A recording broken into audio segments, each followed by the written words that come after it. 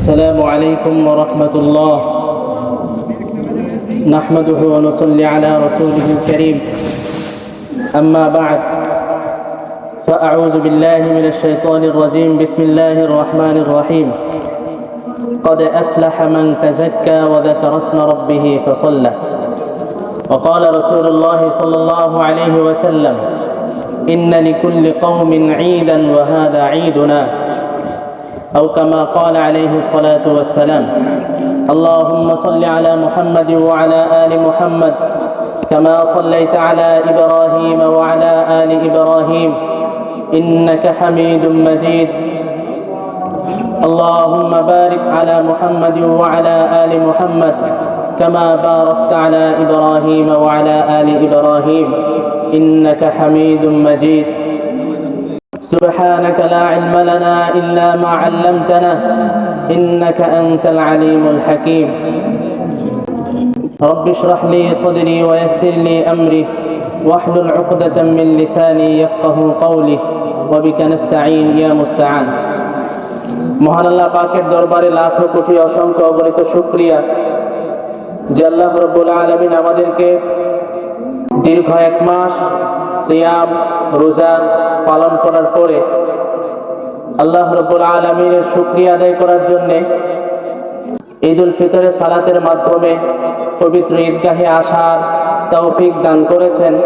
এই জন্য সকলে অন্তরের অন্তঃস্থল থেকে মহান আল্লাহ রাব্বুল আলামিনের জন্য কালিমাতুশ শুকর আদায় করি, আলহামদুলিল্লাহ। মহান আল্লাহ রাব্বুল আলামিনের অশেষ মেহেরবানি আর দয়া ছাড়া আমরা এই পর্যন্ত আসতে পারতাম না।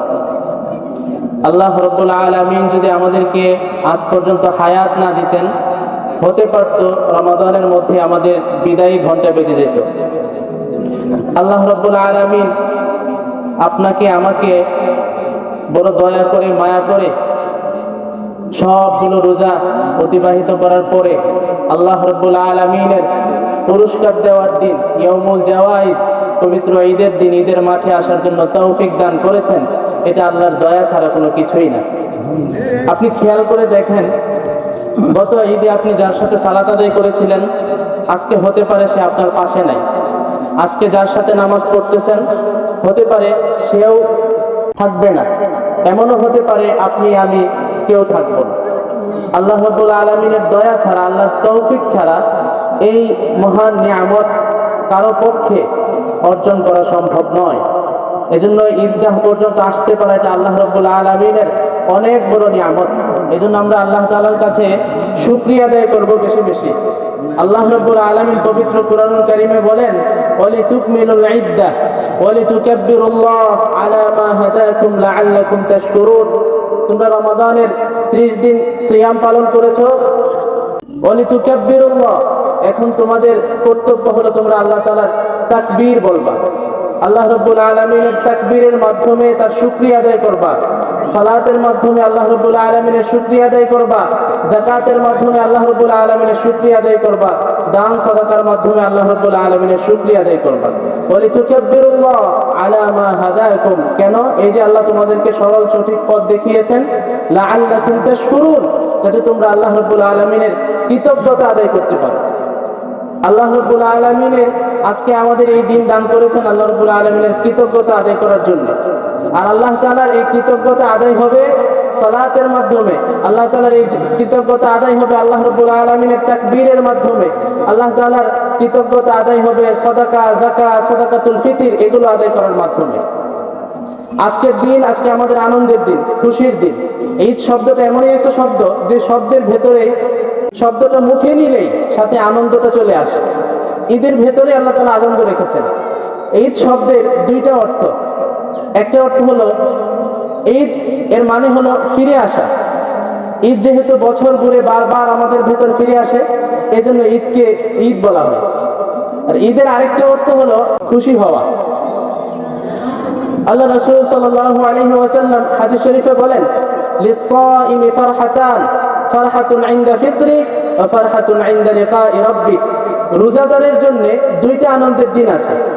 একটা হলো ফারহাতুন ইনদা ফিতরি, সে যখন ইফতার করবে, ফারহাতুন ইনদা লিকাই রাব্বিহি, এবং সে যখন আল্লাহ রাব্বুল আলামিনের দিদার লাভ করবে। তো আজকে আমরা এখানে যারা এসেছি, কেউ কি রোজা রেখে এসেছি? সবাই সকালে কিছু খেয়ে আসি নাই? আল্লাহ রাসূল এটাই বলেছেন, ফারহাতুন ইনদা ফিত্রি, সে যখন ইফতার করবে।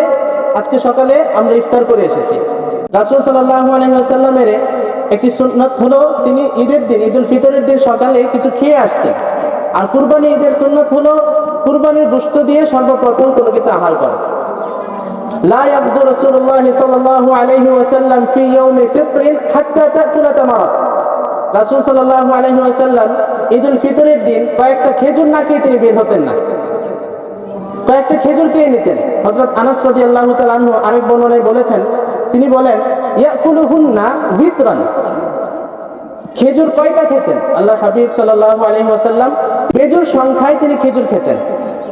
বেজুর সংখ্যা হিসাব করে তিনি খেজুর খেতেন, 3টা 5টা 7টা এভাবে খেজুর খেতেন। এই বেজুর সংখ্যায় তিনি কেন খেতেন? কারণ ইন্নাল্লাহা বিত্রুন ইউহিব্বুল বিত্রা, আল্লাহ তাআলা হচ্ছেন বেজুর। আল্লাহর কি জোর আছে? আল্লাহ ছাড়া কেউ আছে? আল্লাহ বেজুর, আল্লাহ তাআলা বেজুরকে পছন্দ করেন। এজন্য রাসূল সাল্লাল্লাহু আলাইহি ওয়াসাল্লাম বেজুর সংখ্যায় খেজুর খেয়ে ঈদুল ফিতরের সালাত করতে আসেন। আরেকটা খুশির দিন হলো ইনদা লিকাই রাব্বিহি, যেদিন রোজাদারদেরকে আল্লাহ তাআলা দিদার দেওয়া হবে। জান্নাতীদেরকে বলা হবে, তোমরা কি তোমাদের নিয়ামত বুঝে পেয়েছো? তারা বলবে, আমরা বুঝে পেয়েছি। তারপর আল্লাহ তাআলা বলবেন, তোমরা কি আমার দিদার নেবে না?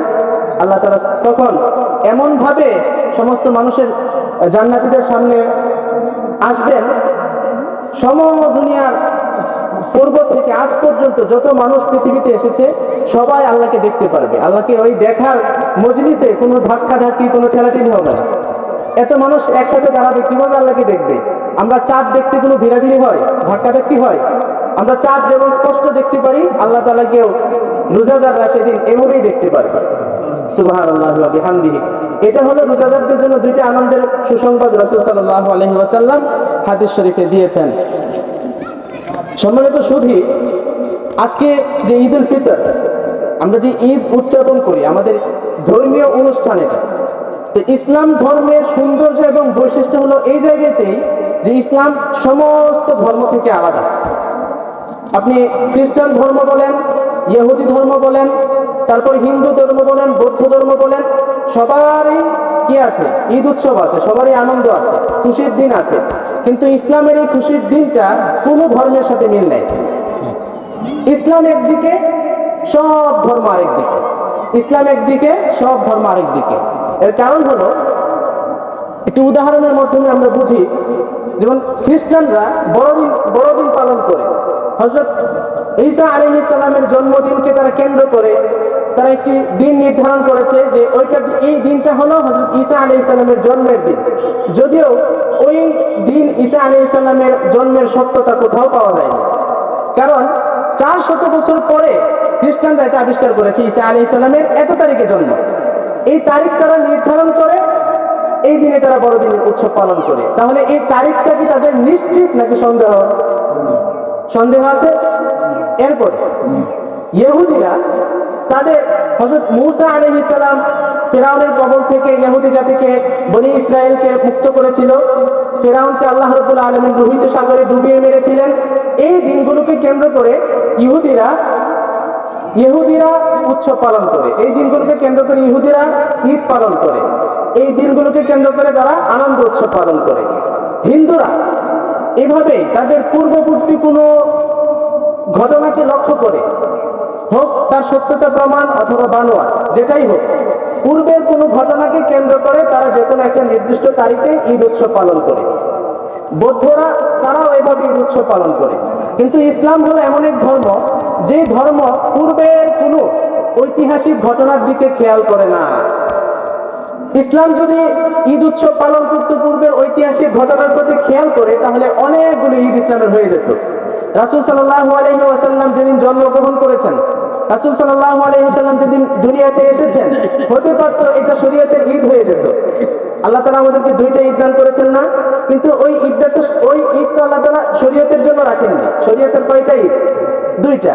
হতে পারতো ওই ঈদটাও শরীয়তের জন্য নির্ধারিত হয়ে যেতে পারতো, কিন্তু আমরা কি এটা করেছি? করি নাই। আল্লাহর হাবিব সাল্লাল্লাহু আলাইহি ওয়াসাল্লামের যখন ওহী নাজিল হয়েছে, এটা আমাদের জন্য খুশির সংবাদ না? আমরা কি ওই দিনটাকে ঈদ বানিয়েছি? বানাইনি। আল্লাহর হাবিব সাল্লাল্লাহু আলাইহি ওয়াসাল্লাম যখন মক্কা বিজয় করেছিলেন, এটা কি আমাদের জন্য খুশির সংবাদ না? এটাকে আমরা কি ঈদ বানিয়েছি? ঈদ বানাইনি। আমরা যদি পূর্বের কোনো ঘটনাকে, ঐতিহাসিক ঘটনাকে কেন্দ্র করে ইহুদি, খ্রিস্টান, নাসারা এদের মতো ঈদ বানাতাম, তাহলে আমাদের অনেকগুলো ঈদ হয়ে যেত, তাই না? কিন্তু আমরা একমাত্র আল্লাহ রাব্বুল আলামিন যে 2 দিন আল্লাহ তাআলা ঈদ দিয়েছেন, এই 2টা দিনে আমরা ঈদ উৎসব পালন করি। সুবহানাল্লাহি ওয়া বিহামদিহি। এখানে আরেকটা লক্ষণীয় বিষয় হলো, আমরা যে ঈদ উৎসবটা পালন করি, এটা হলো তরতাজা। কারণ আমরা ইবাদত করি, ঈদ পালন করি। আমরা কে কি ঘটনা ঘটালো ওই ঘটনার দিকে আমরা খেয়াল করি না, কারণ ওইগুলো আল্লাহ শরীয়তে রাখেননি। ওইগুলো আল্লাহ তাআলা ঘটিয়েছেন, ওইগুলো আমাদের স্মরণীয় দিন হয়ে থাকবে। আচ্ছা বলেন তো, আমাদের এই পূর্বের ইতিহাসের দিকে যদি আমরা খেয়াল করি, ধরেন একটা ঘটনা ঘটলো, পূর্বের ঘটনা, এটা আপনার জন্য খুশির সংবাদ, তাই না? কিন্তু আপনার জন্য ওই দিনটাকে কেন্দ্র করে খুশি হতে কি কোনো তারিখ নির্ধারণ করতে হবে? নাকি ওই ঘটনা যখন স্মরণ হবে তখনই আপনার খুশি ফিল হবে? তখন খুশি ফিল হবে না? কিন্তু এই রমাদানের ঈদ, কুরবানির ঈদ যদি আপনি চান যে কোনো সময় স্মরণ করে খুশি করতে পারবেন? কারণ আল্লাহ তাআলা 2টি মহৎ ইবাদতের পরে এই খুশির দিনগুলো রেখেছেন। আপনি ইচ্ছা করলে রমজানের আগে, রমজানের রোজা রাখার আগে ঈদুল ফিতরের ঈদ উদযাপন করতে পারবেন না। কিন্তু যারা বিভিন্ন ঐতিহাসিক তারিখকে নির্ধারণ করে ঈদ বানিয়েছে, তারা কি চাইলে এই খুশিটা অন্য যে কোনো তারিখে করতে পারে না? কিন্তু আমরা পারবো না। কেন? আল্লাহ তাআলা আমাদেরকে বেঁধে দিয়েছেন 2টা ইবাদতের মাধ্যমে। একটা হলো কুরবানি, আর একটা হলো রমাদানের 30 রোজা। এই রোজাগুলোর মাধ্যমে আল্লাহ তাআলার ঈদ উৎসব পালন করে। ইসলামের সৌন্দর্যটা এই জায়গায়। সব ধরনের উৎসব আছে, কিন্তু ইসলামের সৌন্দর্যটা কোন জায়গায়? এখানে যে মাত্র বললাম। রাসূল সাল্লাল্লাহু আলাইহি ওয়াসাল্লাম বলেছেন, ইন্না লিকুল্লি কওমিন ঈদান ওয়া হাযা ঈদুনা। প্রত্যেক জাতি গোষ্ঠীর জন্য আল্লাহ তাআলা ঈদ রেখেছেন, আর এটা হলো আমাদের আজকের ঈদের দিন। রাসূল সাল্লাল্লাহু আলাইহি ওয়াসাল্লাম এই ঈদের দিনে তিনি আনন্দ উৎসব করতেন। সেটা কিভাবে? সম্পূর্ণ শরীয়ত সম্মতভাবে আল্লাহ তাআলা যেভাবে দিয়েছেন বিধান, তিনি সেভাবে করতেন। হযরত আয়েশা সিদ্দিকা রাদিয়াল্লাহু তাআলা আনহা বলেন, দাখালা রাসূলুল্লাহ সাল্লাল্লাহু আলাইহি ওয়াসাল্লাম, রাসূল সাল্লাল্লাহু আলাইহি ওয়াসাল্লাম তিনি ঘরে প্রবেশ করলেন এবং আবু বকর রাদিয়াল্লাহু তাআলা আনহু ভিতরে প্রবেশ করলেন। ওয়া ইনদি জারিয়াতান, আমার কাছে 2জন বালিকা ছিল, তুগান্নিয়ান, তারা বসে বসে ওয়াজ, যুদ্ধ সম্বলিত যে ধরনের কবিতাগুলো আছে, বীরত্ব গাথা কবিতা, ওইগুলো তারা আবৃত্তি করছিল। হযরত আবু বকর রাদিয়াল্লাহু তাআলা আনহু দেখে তিনি রেগে গেলেন। তিনি বললেন, আমি ইজমারাতুশ শাইতানি ফি বাইতি রাসূলিল্লাহ, আল্লাহর রাসূলের ঘরে শয়তানের বাঁশি বাজে কেন? রাসূল সাল্লাল্লাহু আলাইহি ওয়াসাল্লাম বললেন, দাহুমা, আবু বকর ছেড়ে দাও, কিছু বলো না। ইন্না লিকুল্লি কওমিন ঈদান ওয়া হাযা ঈদুনা। প্রত্যেক জাতি গোষ্ঠীর জন্য একটা ঈদের দিন আছে, আর আজকের দিন হলো আমাদের জন্য ঈদের দিন। এই দিনে কিছু বলো না, এদেরকে ছাড় দাও। অনেকে এই হাদিস থেকে গান বাজনা প্রমাণ করতে চায়, কিন্তু এটা দিয়ে কোনোভাবে গান বাদ্য প্রমাণিত হয় না। কারণ ওই বালিকারা তারা কোনো গান বাদ্য করছিল না, তারা কোনো গায়িকা ছিল না। হাদিস শরীফের আরেকটি অংশ আছে, ওয়ালাইসাতা মুগান্নিয়াতাই, তারা কোনো পেশাদার গায়িকা ছিল না, তারা ছোট ছোট বাচ্চা ছিল, নাবালেগা ছিল। এই জন্য তাদের উপর শরীয়তের কোনো বিধান আসেনি। এই জন্য রাসূল সাল্লাল্লাহু আলাইহি ওয়াসাল্লাম তাদেরকে এই কাজ করতে নিষেধও করেন। রাসূল সাল্লাল্লাহু আলাইহি ওয়াসাল্লাম ঈদের দিন হযরত আয়েশা সিদ্দিকা রাদিয়াল্লাহু তাআলা আনহাকে নিয়ে তিনি খেলা দেখেছেন। মসজিদে নববীর ভিতরে সুদানি সাহাবারা তারা বর্ষা বল্লম নিয়ে তারা খেলা করছিল। রাসূল সাল্লাল্লাহু আলাইহি ওয়াসাল্লাম সেগুলো দেখছেন। হযরত আয়েশা সিদ্দিকা রাদিয়াল্লাহু তাআলা আনহা পেছন দিক থেকে এসেছেন। আসার পরে হযরত রাসূল করিম সাল্লাল্লাহু আলাইহি ওয়াসাল্লাম বললেন, তাশতাহিন তানজুরিন, আয়েশা তুমি কি দেখতে চাও? আয়েশা রাদিয়াল্লাহু তাআলা আনহা বললেন, জি হ্যাঁ, না আমি দেখতে চাই। রাসূল সাল্লাল্লাহু আলাইহি ওয়াসাল্লাম তাকে এমন ভাবে পেছন দিক থেকে দাঁড় করালেন, আয়েশা রাদিয়াল্লাহু তাআলা আনহা বলেন, আমি মাথাটা এমন জায়গায় রেখেছি, খাদ্দি আলা খাদ্দিহি, আমার গালটা রাসূল সাল্লাল্লাহু আলাইহি ওয়াসাল্লামের গালের সাথে লাগানো ছিল, পেছন দিক থেকে এমন ভাবে দাঁড়িয়েছে। এজন্য আনন্দ উৎসব এটা শরীয়ত সম্মত বলে ইসলাম সেটাকে সমর্থন করে, কিন্তু যদি এটা শরীয়ত সম্মত না হয় তাহলে ইসলাম সেটাকে সমর্থন করে না। আল্লাহ রাসূল সাল্লাল্লাহু আলাইহি ওয়াসাল্লামের ঈদের একটা ইতিহাস আছে। রাসূল সাল্লাল্লাহু আলাইহি ওয়াসাল্লাম যখন মদিনা হিজরত করলেন, মদিনায় গিয়ে দেখেন ওই জায়গার লোকেরা 2 দিন ঈদ উৎসব পালন করে।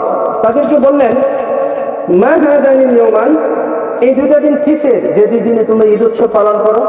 তারা বলল, কুন্না নালআবু ফিল জাহিলিয়া, আমরা জাহিলি যুগ থেকে এই দুই দিনে ঈদ উৎসব পালন করে আসছি।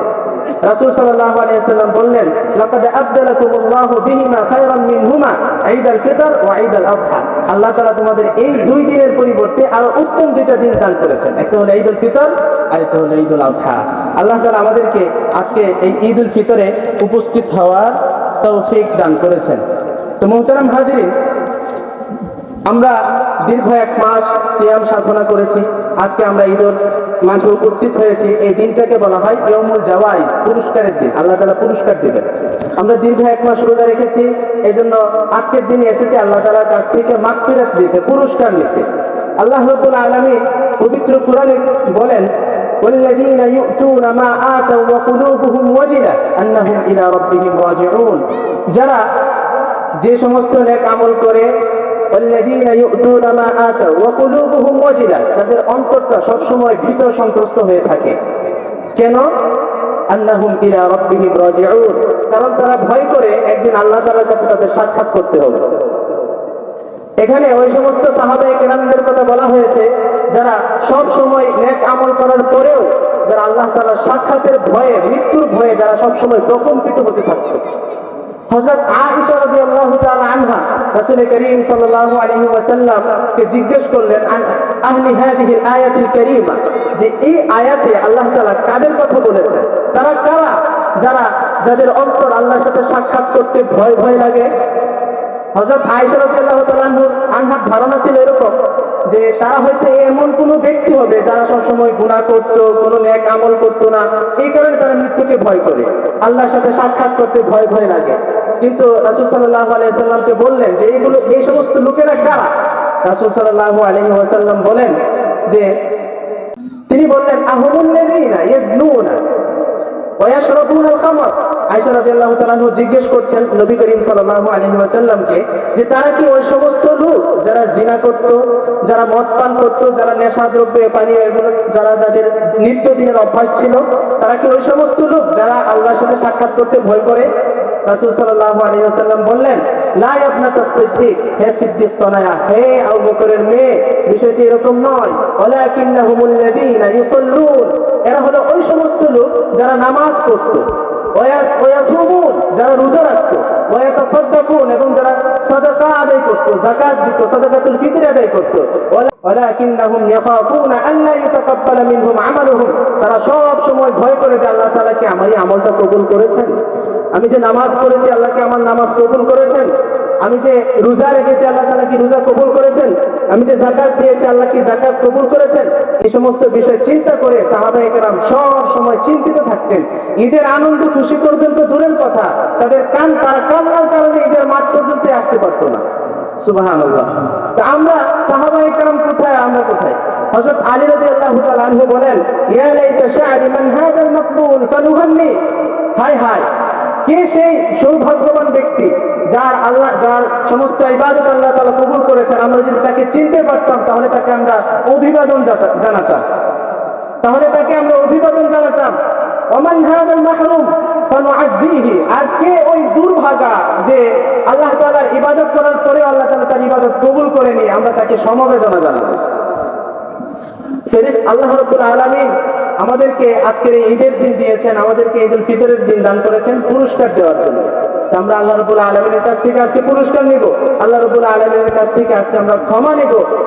সালাফদেরকে, আমাদের পূর্বসূরীদেরকে জিজ্ঞেস করা হতো যে ওই সমস্ত লোকদের ব্যাপারে আপনি কি বলবেন যারা রমাদানে আল্লাহর ইবাদত করে কিন্তু রমজান যখন চলে যায় তখন আল্লাহকে ভুলে যায়, রমজান যখন চলে যায় তখন আল্লাহকে ভুলে যায়। সালাফরা উত্তর দিয়েছেন, বিসাল কওম লা ইয়ারিফুনাল্লাহ ইল্লা ফি রমাদান, ওই জাতি হলো সবচেয়ে নিকৃষ্ট জাতি যারা একমাত্র তার রবকে রমজানেই চিনে, রমজানের বাইরে তার রবকে চিনে না। অর্থাৎ রমজানেই আল্লাহর ইবাদত করে, যা করার সব করে, ঈদের চাঁদ উঠেছে তার সব ভুলে গিয়েছে, একদিনে তার সমস্ত আমল জলাঞ্জলি দিয়ে দিয়েছে। এরাই হলো সবচেয়ে নিকৃষ্ট জাতি যারা রমজানে একমাত্র আল্লাহকে চিনে। তো রমাদানের শিক্ষা হলো এরকম যে আপনি এটা নিয়ে সারা বছরের পাথেয় হিসেবে চলবেন। রমাদানের শিক্ষাটা এরকম না যে আপনি রমজানে ইবাদত করলেন, রমজান শেষ আপনার সব কিছু ছেড়ে দিলেন। এত কষ্ট করে রোজা রেখেছেন কি সবকিছু নষ্ট হয়ে যাওয়ার জন্য? ঈদের পরেও যেন আপনার রমাদানের শিক্ষাগুলো জারি থাকে। আচ্ছা বলেন তো, আপনারা যে রোজা রেখেছেন, রোজা রেখেছেন না খেয়ে দিনের বেলায়, কার জন্য? আল্লাহর জন্য। আল্লাহ রাব্বুল আলামিন পবিত্র কোরআনে বলেন, কুতিবা আলাইকুমুস সিয়াম কামা কুতিবা আলাল লাযিনা মিন ক্বাবলিকুম লাআল্লাকুম তাত্তাকুন। আমরা সিয়াম কেন রাখবো?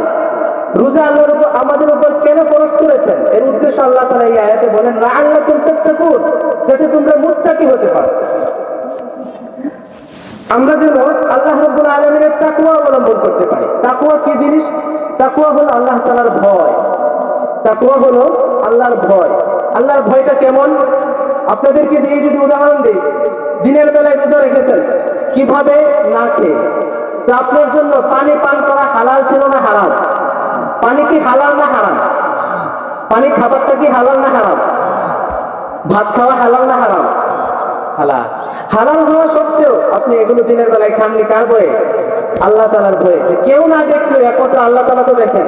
আপনি ইচ্ছা করলে দরজাটা বন্ধ করে, দরজা জানালা বন্ধ করে ঘরের ভিতর খেয়ে ফেলতে পারতেন না? সবাই তো আপনাকে রোজাদার মনে করবে, কেউ কি বেরোজাদার ভাববে? রোজার দিন রোজা রেখেছেন, এটাই স্বাভাবিক।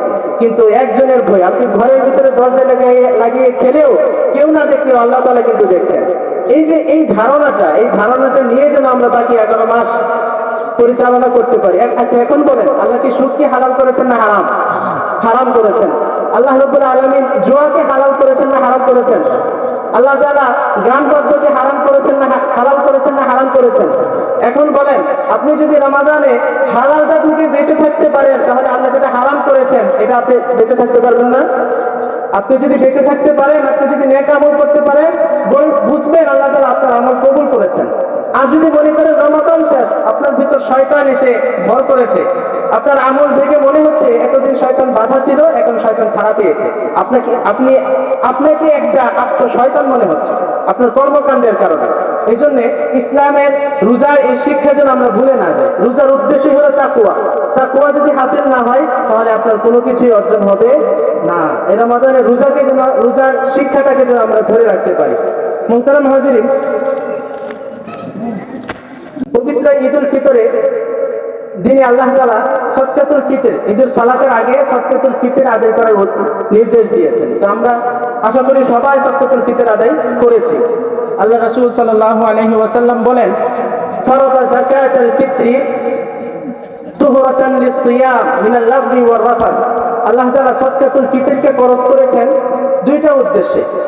তুহরাতান লিসিয়াম মিনাল লাগবি ওয়ার রাফাস, রোজাকে বিভিন্ন অন্যায় অপরাধ থেকে যেন পবিত্র রাখতে পারি। আমরা রোজা রেখেছি, অনেক সময় ভুল হয়ে গেছে না? রোজা রাখতে অনেক গুনাহ, সগীরা গুনাহ হয়ে গিয়েছে, অনেক ভুল ভ্রান্তি হয়ে গেছে। তো আমাদের রোজাটাকে যেন আল্লাহ তাআলা একটা সুন্দর, সুস্থ এবং সুস্থ রোজা হিসেবে তিনি গ্রহণ করেন, সেজন্য তিনি সদকাতুল ফিতরের ব্যবস্থা রেখেছেন। এটা হলো একটা উদ্দেশ্য। আরেকটা উদ্দেশ্য হলো ওয়াতু'মাতান লিল মাসাকিন, এবং এই সদকাতুল ফিতরের আদায়ের মাধ্যমে যেন গরিবরাও কিছু খেতে পারে, মিসকিনরাও যেন কিছু আহার করতে পারি। আপনি আনন্দে ঘরের ভিতরে অনেক কিছু রান্না বান্না করবেন আর গরিবরা কিছু পাবে না, এটা ইসলামের দৃষ্টিভঙ্গি নয়। ইসলামের ঈদ সবাইকে নিয়ে, ইসলামের ঈদ আনন্দ সবাইকে নিয়ে। এজন্য এই যাকাতুল ফিতরের গুরুত্ব অনেক, এটা আমাদের উপর ফরজ করেছেন রাসূল করিম সাল্লাল্লাহু আলাইহি ওয়াসাল্লাম।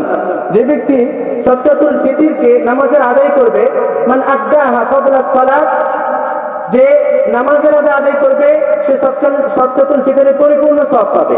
আর কেউ যদি নামাজের পরে আদায় করে, তাহলে এটা নফল অন্যান্য সদকার মতো আদায় হয়ে গেল। তো মুহতারাম হাজিরিন, সর্বশেষ যে বিষয়টি আমাদের সামনে, সেটি হলো আজকে থেকে শাওয়াল মাস শুরু হয়েছে। রাসূল করিম সাল্লাল্লাহু আলাইহি ওয়াসাল্লাম শাওয়াল মাসের ব্যাপারে বলেন, মান সামা রমাদানা সুম্মা আতবা'হু সিত্তাম মিন শাওয়াল কানা কাসিয়ামিদ দাহর। যে ব্যক্তি রমাদানের রোজা রাখবে, এরপর শাওয়ালের 6টা রোজা রাখবে, সেই জন্য পুরো 1 বছরের রোজা রাখার সওয়াব পেয়ে গেছে। সুবহানাল্লাহি ওয়া বিহামদিহি। এটা কিভাবে? যেমন ওয়াল হাসানাতু বিআশরি আমসালিহা, প্রত্যেকটা নেক কাজের প্রতিদান 10 করে দেয় আল্লাহ রাব্বুল আলামিন। প্রত্যেকটা নেক কাজের প্রতিদান কত? 10। তো 30 আর 6 36 আর 10 গুণ দিলে 360। তো সেজন্য 360 দিন পর্যন্ত রোজা রাখবে। আর বাকি 5 দিন আল্লাহ তাআলা রোজাকে হারাম করেছেন, যেমন আজকের একদিন। বাকি 5 দিন কি রোজা রাখা হারাম। তো যে ব্যক্তি এই 36টা রোজা রাখলো, সে সারা বছর রোজা রাখার সওয়াব পেয়ে গেল। আল্লাহ তাআলা ইনসাফের হিসাব করেন না। আল্লাহ যদি ইনসাফ করতেন তাহলে তো এমন দিতে হতো যে অর্ধেক মাস রোজা রাখবেন 6 মাস, আল্লাহ তাআলা সারা বছরের দিবেন, এমন হতো না। অথবা বলতো অধিকাংশ মাস 7 মাস বা 8 মাস রোজা রাখলে আল্লাহ সব মাসের রোজা সওয়াব দিবেন। কিন্তু আল্লাহ কি এটা করেছেন? আল্লাহ মাত্র 1 মাস দিয়েছেন, 1 মাসের পরে বলেছেন তোমরা বাকি 6টা রোজা রাখো, আল্লাহ তাআলা সারা বছর রোজা রাখার সওয়াব দিয়ে দিবেন। আপনার রব, আমার রব অল্পতে খুশি হয়ে যান, তিনি অল্প পেলেই খুশি। আল্লাহ তাআলা অল্প পেলেই খুশি, তিনি শুধু দেখেন আপনি সেটা কিভাবে করছেন, আপনি সেটা কার জন্য করছেন। আল্লাহকে খুশি করতে বেশি কিছু লাগে না। যেমন আমি যদি একটু উদাহরণ দিই, যেমন আপনারা অনেক সময় চুল কাটেন না, হেয়ার কাট করেন না, তো এটাকে যদি আপনি অনেক বেশি সার্ভিস নিতে চান, বেশি দামি সার্ভিস নিতে চান, তাহলে সেটার জন্য অনেক সময় 3000, 4000, 5000 টাকা পর্যন্ত আপনাকে হেয়ার কাট করার জন্য, হেয়ার স্টাইল করার জন্য আপনাকে দিতে হবে। কিন্তু এটা কেন করেন? মানুষ আপনাকে দেখলে সুন্দর বলবে, আপনাকে দেখে মানুষ আকর্ষিত হবে। এটা কেন? মানুষকে খুশি করার জন্য না। তো মানুষকে খুশি করছেন আপনি 5000 টাকায়, আর যারা হাজী সাহেব বাইতুল্লাহ হজ করতে গিয়েছেন তারা আল্লাহকে খুশি করার জন্য কয় টাকা লাগে? আল্লাহকে খুশি করেন মাথা মুন দিয়ে খুশি হয় না? এই যে মাথা মুন্ডা 2 টাকার একটা প্লেট, 2 টাকার একটা প্লেট দিয়ে আল্লাহকে খুশি করতে পারবেন। অবশ্য 2 টাকার প্লেট পাওয়া যায় না, 5 টাকা লাগে। তো 5 টাকা দিয়ে আল্লাহকে খুশি করছেন মাথা মুন দিয়ে, আর মানুষকে খুশি করছেন 5000 টাকায়। মানুষকে 5000 টাকায় খুশি করছেন, তারপরে অনেকে খুশি হয়, অনেকে হয় না। কেউ বলে সুন্দর হয়েছে, কেউ বলে সুন্দর হয়নি। কিন্তু আপনি 5 টাকার একটা প্লেট দিয়ে মাথা মুন দিয়ে আল্লাহকে খুশি করে ফেলেছেন। এই জন্য আবার আল্লাহকে খুশি করতে এত কিছু লাগে না, আল্লাহ অল্পতে খুশি হয়ে যান। আর মানুষকে খুশি করতে অনেক কিছু লাগে। এই জন্য আপনি যাকে খুশি করার জন্য, যার মুখে আহার দেওয়ার জন্য সালাদ না করে, রোজা না রেখে এত দিন রাত কষ্ট করে যাচ্ছেন, তারপরও দিন শেষে সে আপনাকে বলবে যে তোমার থেকে আমি কিছুই পাইনি, তুমি আমাকে কিছুই দেও। যার জন্য মাথার ঘাম পায়ে ফেলেন, আপনার স্ত্রী, আপনার সন্তান একসময় বলবে যে তোমার থেকে কিছু পাইনি। কিন্তু আমার রবকে যদি আপনি সারাদিনে 5 মিনিট করে সময় দিতেন ফরজ সালাতের জন্য, আমার রব আপনার প্রতি খুশি হয়ে যাবে। আল্লাহ রাব্বুল আলামিন আমাদেরকে রমাদানের যে শিক্ষা, রমাদানের যে তাৎপর্য, সেগুলো নিয়ে যেন আমরা বাকি 11টি মাস অতিবাহিত করতে পারি। আমাদের সালাফরা, আমাদের উত্তরসূরিরা রমাদান মাস আসার 6 মাস আগে থেকে তারা দোয়া করতেন, আল্লাহ আমরা যেন রমজান পাই, আমরা যেন রমজানের বরকত ভোগ করতে পারি, আমরা যেন রমজানে গুনাহ মাফ করাতে পারি। আর এই সালাফরাই রমাদানের পরে 6 মাস এই আমল আল্লাহর কাছে কবুল হয়েছে কিনা সেই চিন্তায় তারা সবসময় নিমগ্ন থাকতো, সেই চিন্তায় তারা সবসময় চিন্তিত থাকতো। এই জন্য আমাদের এই আমলটাকে আল্লাহ কবুল করেছেন কিনা, এই জন্য আল্লাহর কাছে কান্নাকাটি করে, আল্লাহর কাছে রুনাজারি করে আল্লাহ থেকে আমরা ক্ষমা দিয়ে নিই। হাদিস শরীফে রাসূল সাল্লাল্লাহু আলাইহি ওয়াসাল্লাম বলেছেন, সারা রমজান এই হাদিস শুনে এসেছেন, রাসূল সাল্লাল্লাহু আলাইহি ওয়াসাল্লাম 3 ব্যক্তির জন্য বদদুয়া করেছেন। এক ব্যক্তি হলো রবিমা আনফু রাজুলিন, ওই ব্যক্তি ধ্বংস হোক যে আমার নাম শুনেছে কিন্তু ফালাম ইউসাল্লি আলাইয়া, আমার নাম শোনার পরে সে আমার উপর দুরূদ করে। রাসূল সাল্লাল্লাহু আলাইহি ওয়াসাল্লাম দ্বিতীয় ব্যক্তির জন্য বদদুয়া করেছেন, ওই ব্যক্তি ধ্বংস হোক যে ব্যক্তি রমাদান পেয়েছে ফালাম ইউগফার লাহ, কিন্তু সে গুনাহ ক্ষমা করাতে পারে না।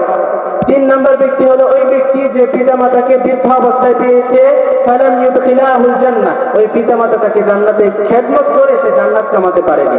আমরা যেন এই বদদুয়ার ভাগী না হই, আল্লাহর কাছে দোয়া করে আমরা যেন সওয়াব, আমাদের পরিপূর্ণ আজর নিয়ে নিতে পারি। আল্লাহ সকলকে আমল করার তৌফিক দান করুন। ওয়া আখিরু দাওয়ানা আলহামদুলিল্লাহি রাব্বিল আলামিন। আসসালামু আলাইকুম ওয়া রাহমাতুল্লাহ।